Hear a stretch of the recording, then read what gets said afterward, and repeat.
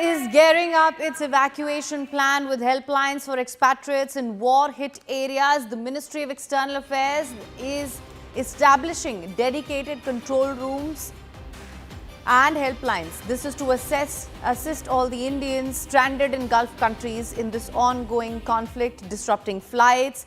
The government is prioritizing the safe return of all affected citizens. We're given to understand, coordinating with embassies to track their whereabouts and to estimate the numbers. Top government sources also tell us the safety and well-being of nearly 1 crore Indian citizens living and working in the Gulf region is the highest priority for the government of India. At this point, Indian embassies and consulates in the affected countries remain in close touch with Indian nationals, using regular advisories and extending all possible help to those stranded by the conflict.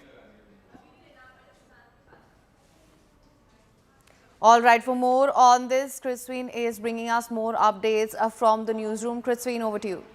Thanks for that, Haim. Yes, we're talking about 1 crore individuals, Indians who are residing in the Gulf, and that's the priority which has been highlighted by the central government as well. And how they're going to make this happen remains a huge challenge, because remember, the airspace in the Middle East is largely closed. We did see a little bit of a relief the last few hours, but what the latest situation is looking like, I do need to quickly bring in Siddhant. He is joining us from the newsroom once again. Siddhant, while you answer that for us, tell us what the situation on ground is looking like. What is the kind of communication channel between the government here, the embassies out in the Middle East? Also, in the meanwhile, if you can quickly take out for us the flight data and what really is the airspace situation looking like in the Middle East as we speak? Well, the airspace over Iran is shut. It's not safe to fly over Iranian airspace, and this is the reason that the evacuation of Indians stranded in Iran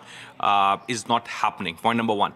Point number two, yesterday, if we can show these visuals, so such special buses was arranged by Indian embassy in Iran.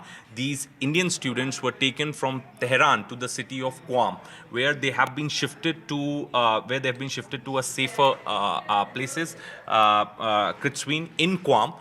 Now, and I'm in regular touch with these students. Students are safe. They are happy that they have been taken away from Tehran.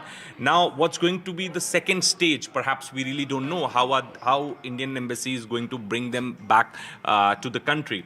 There is another set of students in Urmia city of Iran, at Urmia University. In fact, they are also reaching out to us, and they also want Indian embassy to evacuate them.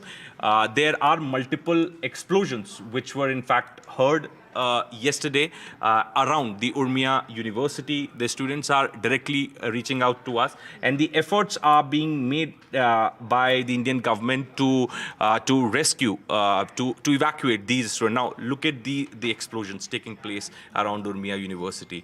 These are the first-hand footages and images which these students are sending us, Kritzween.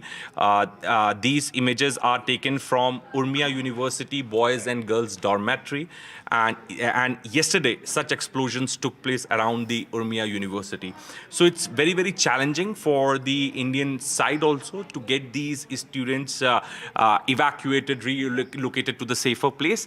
But what we have been told is that there are two plans that have been put in place. One, first to move them to a safer place in Iran, and then to evacuate them to India. Now, before I toss back to studio,